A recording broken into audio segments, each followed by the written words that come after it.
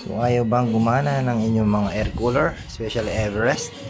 Dahil parehas tayo ng unit. Huwag mo lang itatapon yan. Huwag mo lang italin sa electrician. Kayang-kaya natin gawin yan. Kalikutin lang natin, no? Kaya malinis na siya. Kung wala ng pag-asa, gagana yan. Yo, what is up, kakabsat? So ayan, ayaw nang gumana ng water pump ng ating Everest Itak. Tama ba? Itak Tornado Series air cooler, no? So yan. So nung una, ano tawag dito, medyo nagloloko-loko. Minsan nakakakuha siya ng tubig, minsan ayaw. So kanina lang totally ayaw na niya kumakakuha ng tubig. So ayan, tinry natin siya buksan. Kinalikot ko siya, binuksan ko yung water pump.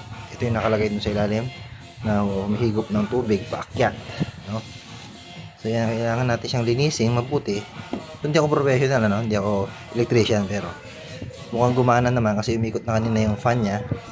Ito yon. Para siyang magnetic something. Pag nilagay mo to doon, didikit siya eh. Hindi pa siya masyadong nalinis. Yan. Pero tinry ko, umikot na siya, no? So linis natin mabuti to, pati yung nasa yung butas na yan.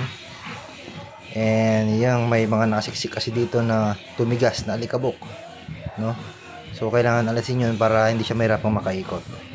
And linisin na rin mabuti itong mga to, yung mga parts. Hindi ko na siya nadala sa banyo kasi maraming tubig eh, mabigat eh. Ayan. So pagkalinis niyan, yun ang muna natin gagawin, maglilinisin muna natin, no, bago natin i-check yung wirings. So since mukhang umikot naman, linisin ko pa to.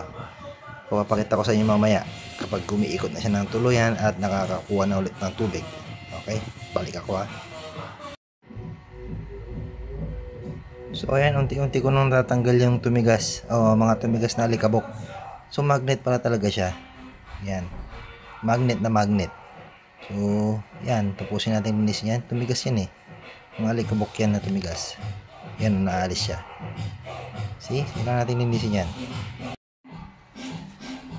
Yan, so hindi lang pala mga tumigas na alikabok yung mga sumiksik, kaya marumi siya, no?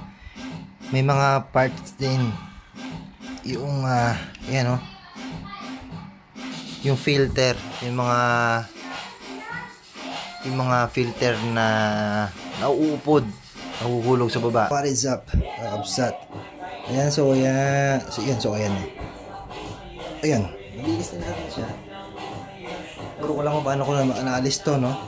So yung screw sa loob, bago ko naman alisin. Ito, tuturo ko na lang kung paano. So hindi ko rin alam. Natsambahan lang. Yan. So itong madali lang alisin, kahit huwag nang alisin pala yan. Ito naman, yan.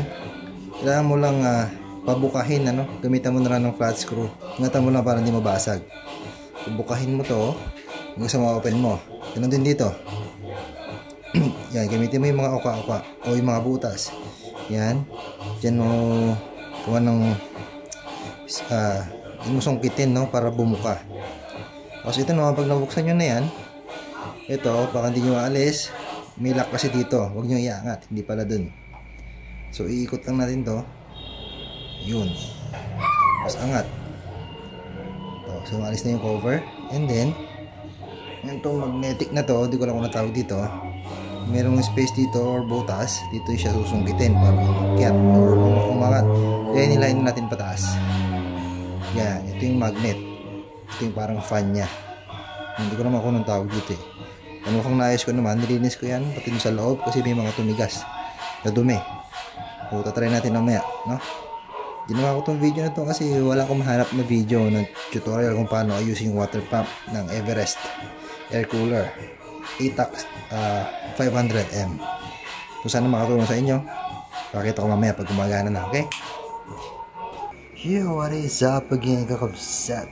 And the moment of truth, try na natin. Kasi parang less than 6 months pa lang yata sa akin tong air cooler na to eh. So sayang naman, di ba? So nang hinayang na ako agad, bakit nasira agad? Try natin siya ngayon. Pinalitan ko na rin siya ng tubig.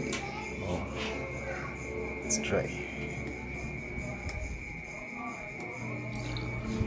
Yes sir. Perfect! Madumi. So yun, gumagana na siya ulit.